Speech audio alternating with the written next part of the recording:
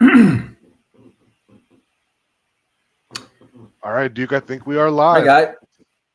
All right. Welcome, everyone, to the Final Yard post game. You just finished watching the Dolphins get a preseason victory over the Atlanta Falcons.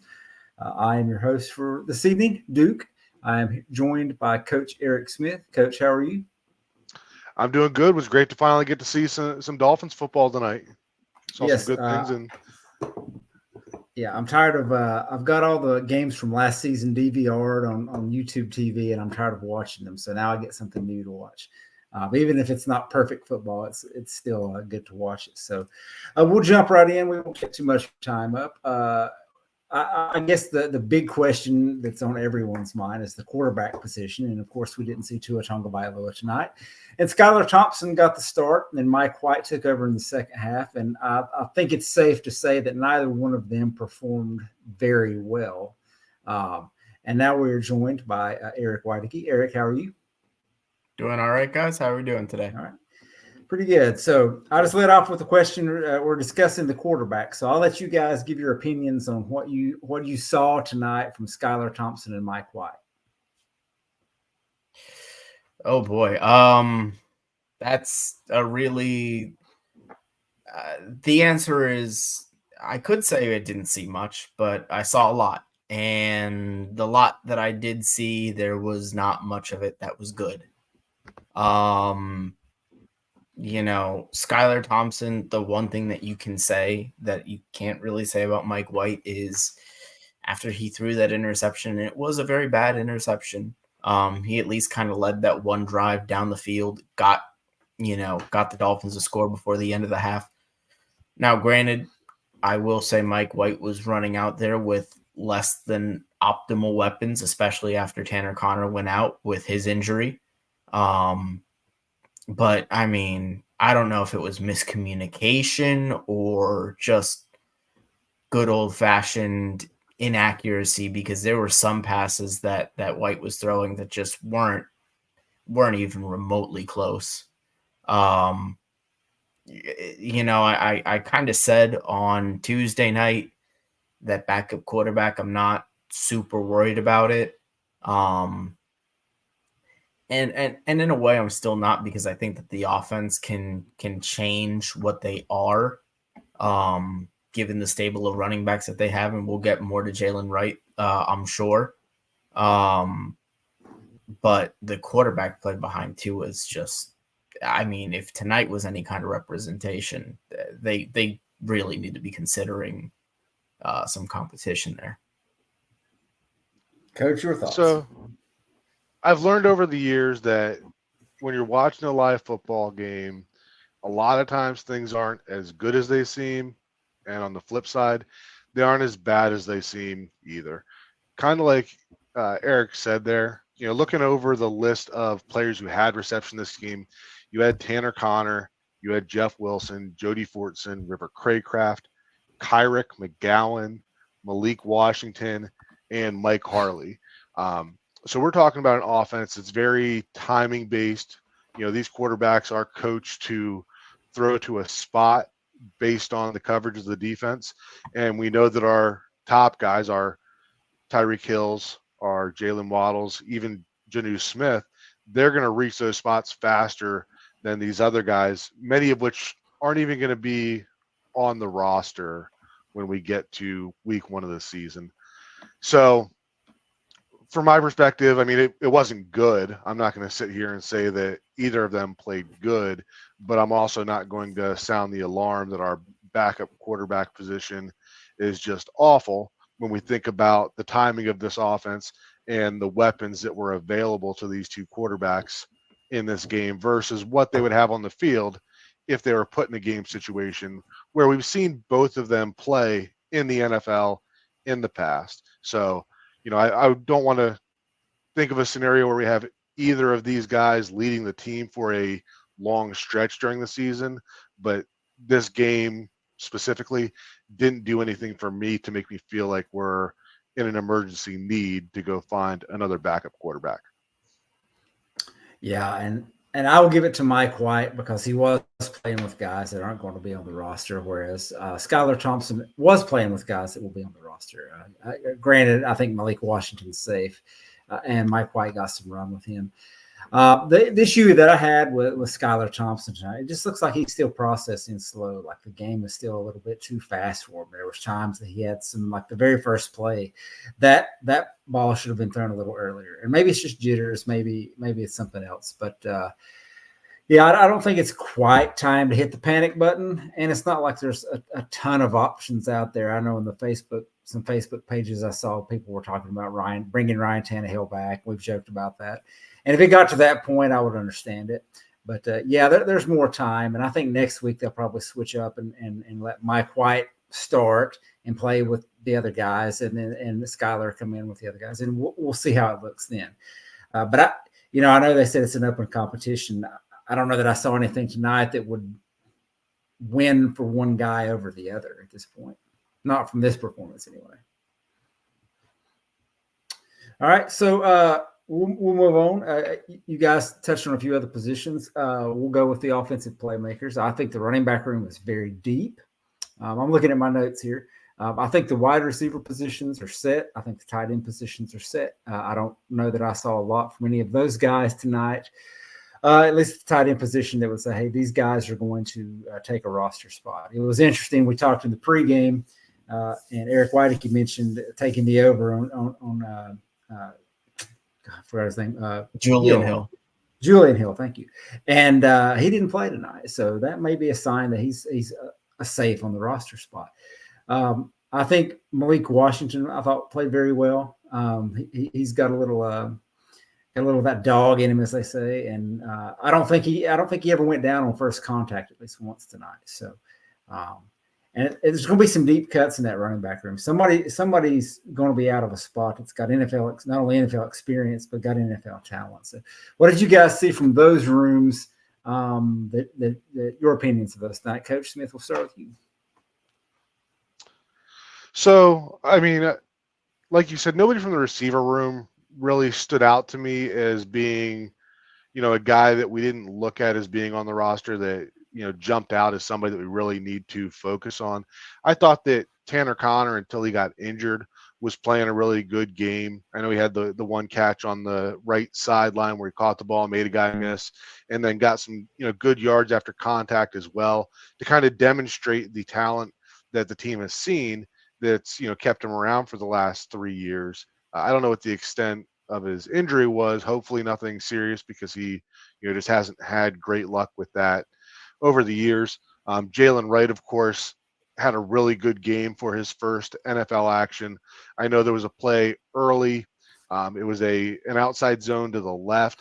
And what impressed me about him was just his patience. When we look at young running backs, they tend to, look to cut too early. They always want to bounce stuff.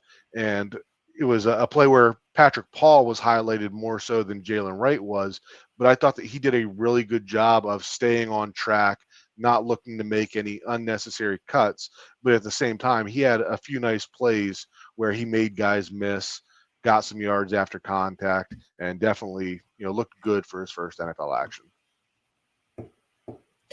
Yeah, I mean, as much as in the same way that you can kind of temper the performance of the quarterbacks with the receiver play, I feel like you can kind of flip that on its head. And I think it goes both ways. You can kind of temper a little bit of what you saw from the receivers with the quarterback play. So for a guy like Malik Washington, there were other things that were going on in that game that I think, kind of showed you the kind of player that he is. Obviously, we all saw the block on the touchdown run by Jalen Wright. And that's going to quickly ingratiate him in this offense, as if he's able to block like that on a consistent basis. That's one of the big things that Mike McDaniel always preaches for his wide receivers, is you got to be a good blocker. Jalen Wright, I couldn't have said it any better myself than Coach Smith did. Obviously, you're looking at a guy that, what really impressed me was, we were talking about this guy that you're adding another guy with home run speed to the offense. But this is a guy that's got speed with toughness. I'm looking at this guy, and there's a lot more to him than just, he's another guy that's going to take it 80 yards. He's going to get you the tough yards as well. I think he showed a little bit of that tonight. And at the tight end position, you're set. I think your tight end position is set. I don't think Jody Fortson is making this team. I think it's Smythe, Smith, Hale, and Connor, and that's it. I think Connor, even in the limited action that he had before the injury, not that I thought that there was anything necessarily he could do to make or not make the team tonight. But I think that competition is likely over unless his injury is more serious than we think. But the skill position guys, for the most part, particularly the running back room, was one of the high points to me, I think. Yeah, those guys played really hard, and I like the way Brooks ran, and I would like to see him get an opportunity. I just think it's probably going to be a numbers game for him, especially with Jeff Wilson winning the orange jersey twice this offseason. I think they have a strong opinion of him positively, and it's going to be tough. So, but I want to hit on the blocking now. Got some of my notes here. I didn't think Ryan Hayes played very well. I didn't really notice Lester Cotton, which is a good thing. Keon Smith looked okay at guard, but my main point was, and I wrote down here, Patrick Paul is him. Okay, so, and I know I was very critical of that pick on the when we did the draft show. I thought he's, and we've talked about this a lot on Pulse Fins Nation about how he's going to need a red shirt year, but he was just a bully out there tonight, and it was fun to see. I know that they highlighted that one rep against the Atlanta guy where he just pushed him out of the way. My favorite rep of his that I remember was the play where Jalen Wright went to the right side and then had to turn around and go back to the left. And Patrick Paul just got on his horse and took off and was digging as hard as he could, trying to find somebody to block. It's not his fault that Jalen Wright's just a lot faster than him. So he was out there trying to get in some space. And you like to see that from your offensive line, guys get out there where, we've seen it before where guys just, whiff in space on guys. And he just wasn't around anybody, but he looked good, I thought. They let him play the whole game. So what are your guys' thoughts on how the offensive line did? That's been the biggest question in everybody's mind this offseason. So what did you guys think from what you saw tonight? I'll defer that one, at least the first part, to Coach Smith. He's the offensive line guru we have over here. And before he says anything, I want to give Coach Smith a shout out. He has preached all offseason about Robert Jones, and guess who didn't dress tonight? Because he's going to be a starter. Robert Jones. Good call, Eric. Thank you. Yeah. So Patrick Paul tonight was what I expected him to be. If he had come out and he had struggled tonight, then there would be reason for concern. But kind of to that point that I made earlier, that things aren't always as good as they appear. With as talented as he is, I expected him to come out and play very well against second and third string players. The same way that Miami didn't dress their top pass rushers, neither did the Falcons. So the guys that he was performing against today are not going to be the same caliber that he would be performing against if he had to dress, he's going to dress, but if he had to play significant snaps in the regular season. So yes, it was a really good first showing from Patrick Paul. I'm not ready to say he's, ready to step in if Teron gets injured in week 2 and fill out the season. But this was the performance that we should have expected from Patrick Paul, and he looked great in that, performance, given what it was available, right? You can't perform above what you're given to play against, and that's exactly what he did. As far as the rest of it, I thought there was some good and some bad. I don't think there was anybody that really stood out outside of Patrick Paul. Everybody else had some good reps where they're getting some movement, and other reps where they either weren't getting movement or were giving up some pressure. I'm really, looking forward to being able to grade this first preseason game. And then the other thing that I wanted to point out was that I don't think that there was any bad snaps through the entire game. I know that was a big concern on day 2 of camp, and we didn't have Aaron Brewer out there snapping, right? But we had Jack Driscoll, we had Andrew Meyer, who had those issues during the early days of training camp, and not going to say they're gone, right? But I think that everyone who said that we shouldn't overreact at that point can kind of take a sigh of relief that hopefully it's not going to be, a recurring issue, and we've moved past that. And Driscoll started at center, and so like you said, we didn't see any snap issues. So that helps his odds to make the team if he can have that versatility to play center. And I've watched your breakdown of him on your channel, and I'm looking forward to seeing your OL breakdown from the preseason game. So Eric, your thoughts? Yeah, I mean, when it comes to a guy like Patrick Paul, he just has so much that you can't teach. He's just even in a sport among genetic freaks, he is the top 1%. You can't teach 6'8" with that length that can move like that. So to Coach Smith's point, he should look that way against second and third team players. The bigger tests will be, and I'm sure we'll get to see it at some point throughout the preseason, because Teron Armstead's certainly not going to play in any of these games. We'll see him against some of that better competition, hopefully. I did love their approach with playing him the whole game. I know that with the field being the way that it was, maybe there was some concern there. But if you're going to redshirt the guy, and that's kind of your intention, is to let him, sit behind Armstead and learn this year, why not give him all the preseason reps he can get?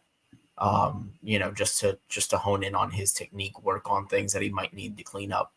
I was paying attention to the snapping. I think the snapping was pretty good tonight. No real issues there. But the offensive line kind of looked the way that it did last year to me. They're much better in the run game, getting that push, than they are in pass protection. Particularly the inside was a little bit leaky today in some of those pass protection sets, but that's to be expected when you're working on, you had Keon Smith, who isn't really a natural guard, playing that left guard spot. You're looking at probably third string guards were playing in that game. Granted, we don't know if Isaiah Wynn is going to be healthy for the start of the season, but you look at the line, and the real takeaway was, Patrick Paul looked the way that he should. Jack Driscoll, if you need to break that glass in case of an emergency, I think we can kind of not have to worry about every third snap going over to his head. And that's really the main takeaways. They wasn't too much beyond that, I think, to really hone in on and say that, oh man, we really learned a lot about the line. Yeah, I think the starting offensive line, you've got two guys, maybe a third if Lester Cotton makes the squad again, that are going to be on the team. The other guys are probably not. So not anything to get too panicked about there. Now, if it looks that bad with the starters in week 3 or week 2, whenever they decide to do that, then we might have some questions. So we'll go ahead and flip it on over to the other side of the ball. I know that was another major concern this offseason is all the talking heads on TV were talking about, you've lost Christian Wilkins. What are you going to do on the defensive line? Man, there's going to be some tough cuts there. Those guys were all over the place tonight. Neville Gallimore was showing up. Isaiah Mack showed up. There was one guy that I didn't catch the number at the time. He just bullied his way through the offensive line and nearly got a sack on Heineke, and like when they were pinned down on the goal line, and he was right there at him. So these guys were playing really good ball for a collection of guys. Probably a lot of people were rotting off just because they didn't have the top tier talent. So, what did you guys think about the defensive front tonight and how they looked? Yeah, I think you had to be pretty satisfied with what you saw as far as the depth on the defensive line. I was really impressed by what I saw by Isaiah Mack. I thought Brandon Peely looked pretty good in some of his reps. Leonard Payne, Neville Gallimore, all those guys were very good tonight. And it's interesting because it kind of contrasts with what you thought you would see in this game. I was kind of worried, oh man, maybe they're going to get gashed in the run game a little bit. Is my internet's struggling. Yeah, I still hear you, but your image is frozen. We can see you now. You're moving, not frozen anymore. All right. I don't know what's going on with Eric's internet. I agree with a lot of what he said there. We also saw Alpha Arteaga from the 3 yards per carries crew saying about Neville Gallimore and Leonard Payne as well. And those were 2 names that I had written down on my list, as well as Isaiah Mack that Eric mentioned as well. I thought that all 3 of those guys did a really good job of changing the line of scrimmage throughout the course of the game. And like Alf's point there, the second and third team defense really, dominated Penix and Heineke. And especially Michael Penix, right? He's a rookie quarterback. You kind of expect that to happen, right? But you don't want to see a rookie quarterback come out and, thrive against any of your defenses. So even though, maybe it's kind of assumed that that's what you'd like to see, it shouldn't be lost that Miami did a good job against a talented, even though he's young, quarterback. And Taylor Heineke has NFL experience. Started several games. I don't remember if he made the playoffs with Washington a few years ago. I know they had a winning record or something. I think. Yeah, I know he had a good run there. He started a wild card game. Yeah, so that's a guy, and granted, he's like our guys, was playing with third and fourth string receivers or whatever else like that. But you never really felt at any point that their quarterbacks were ever comfortable in the pocket. And you never really felt like they were going to break off a big run. It seemed like every big run they had was because their running back just broke like 7 tackles or something. So it was a really good effort from the front there. And the comment there mentioned Channing Tindall. I thought he flashed. I thought the entire linebacker room flashed fairly well. And I think that's a deep room. We've got the top 3 guys that sat tonight. And you've got guys like Tyndall, who's kind of on his last chance. You got Zeke Vandenberg. Bolton was out there running around making some plays. So what did you guys see from the linebackers? Yeah, from the linebackers, you had just really consistent, solid play. I think a lot of it did start with the defensive line tonight. But you saw what I saw from the entire defense, and something that I think I want to harp on here was from day one, we heard that the Dolphins defense in training camp came out and we kind of thought that the offense was going to be way ahead of the defense, but the defense came out with kind of an attitude from day one of training camp. And I think that you saw that in just about every position group tonight. And that's one of the big things that I take away is the aggression that they played with. I can not to overreact to one preseason game, but I do kind of feel like Anthony Weaver's influence was present kind of from the initial snap in this one. I liked what I saw from Channing Tindall. I thought Bolton was making a ton of plays in the second half. Just a really solid performance all around from everybody in the linebacker room. But, I just saw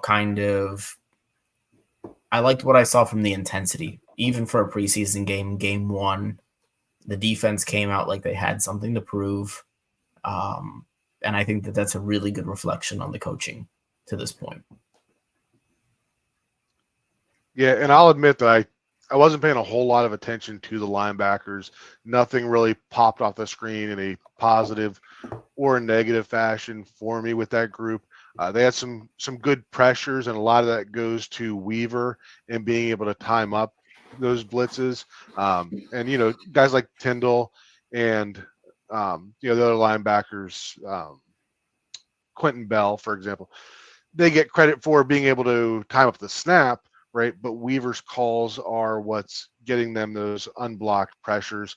I think that if I had to take away from the linebackers for me, it would just be that I don't think that there was any egregious blown coverages or assignments in the game today. And that's something that we kind of got used to in the early days of the Fangio scheme. And we're like, just give it time.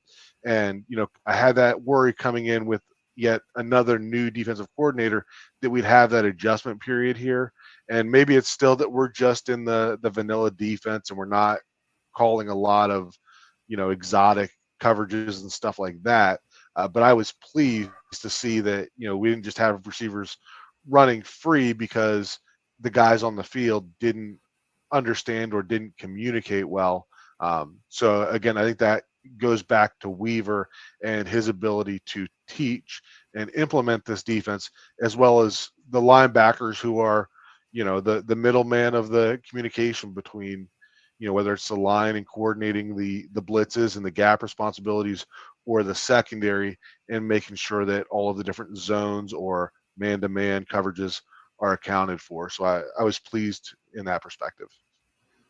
Yeah, I think when if this defense and these players can take to the scheme a lot quicker than they did to Fangio's scheme, and they come out, if tonight's game was reflective of how our starters will play versus other starters, man, this team's going to win a lot of games this year.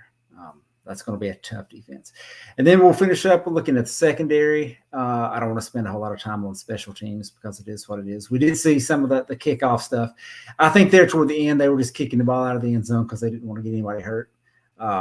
But there's a few names that stand out on the secondary. The first one is Patrick McMorris, the sixth-round rookie.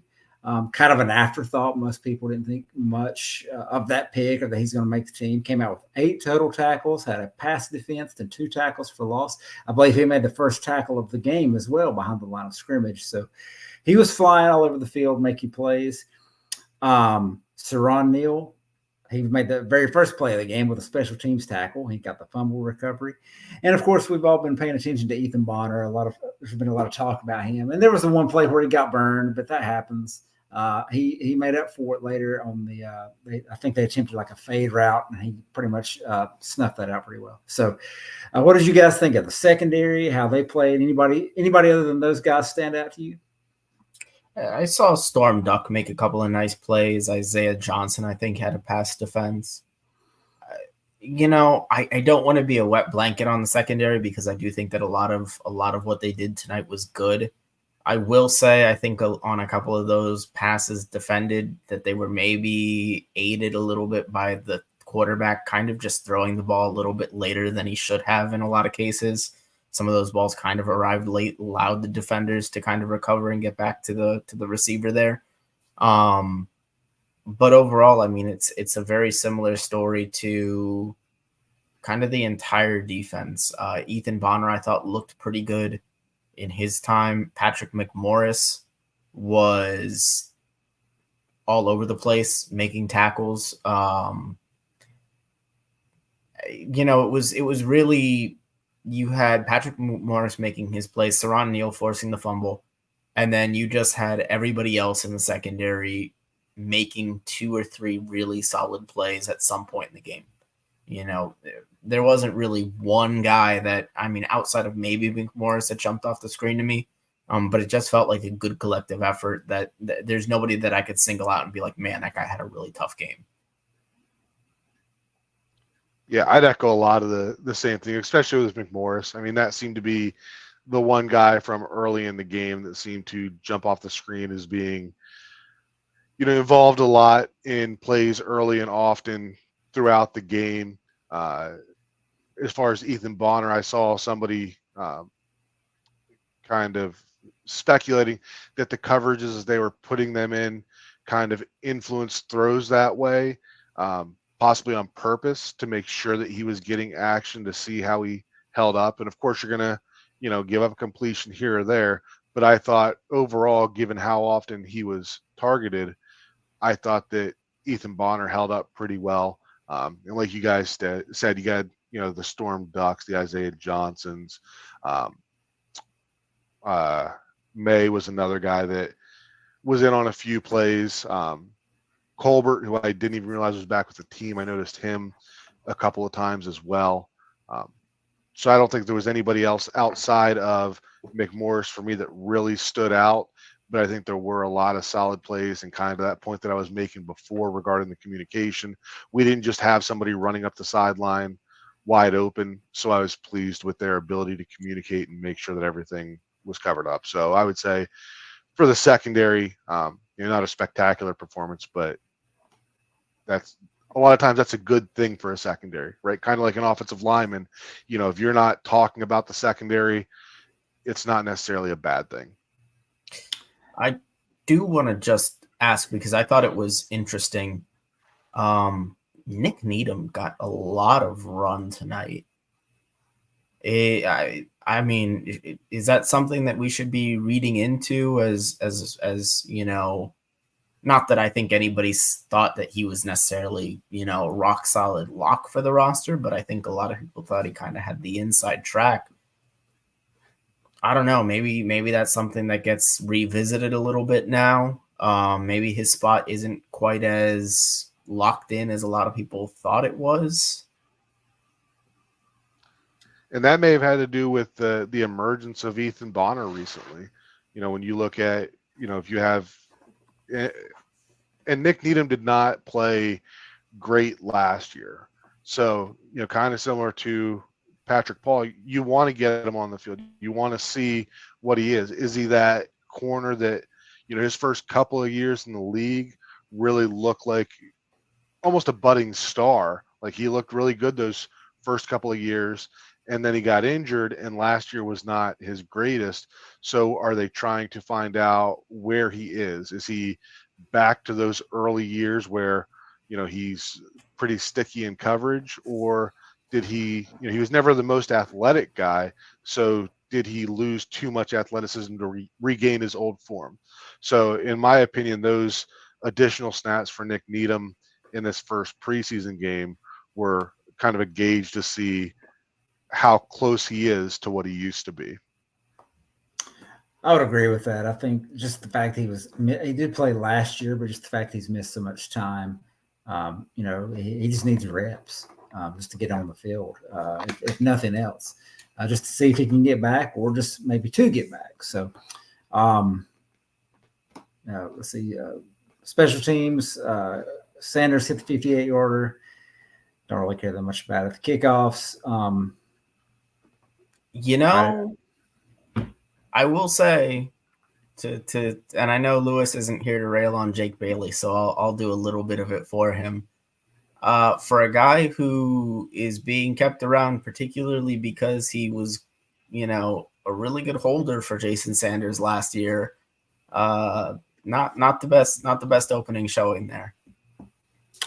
I've got his stats pulled up here. 7 punts for 299 total yards, a 42.7 yard average, 2 inside the 20, and a long of 54. So I don't know.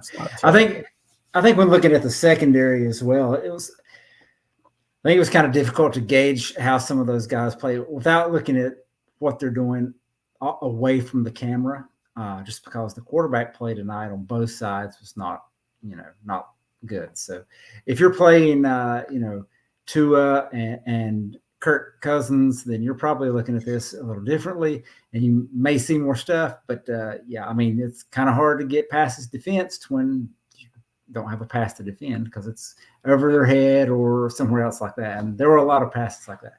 And it's preseason, so we're going to see it. So it's not not necessarily a bad thing, but I was almost in a way disappointed that guy at the end didn't get his other foot down. I mean, just a toenail away, because I predicted a 20-20 tie, and it was that close. So I'm sure they would have gone for it. But so let's we're about 35 minutes in, so we'll wrap it up for the night. Do you guys have any closing thoughts? Nope. On to Washington. Yeah, like I said, I'm looking forward to diving into that all 22 of the offensive line and grading that, but no real thoughts on that until then. Okay, and we'll look forward to seeing that video. And so for all of you out there, fins up, first win of the season, even if it is preseason. Thank you for tuning in. Yep. Thanks, guys. Thanks, guys.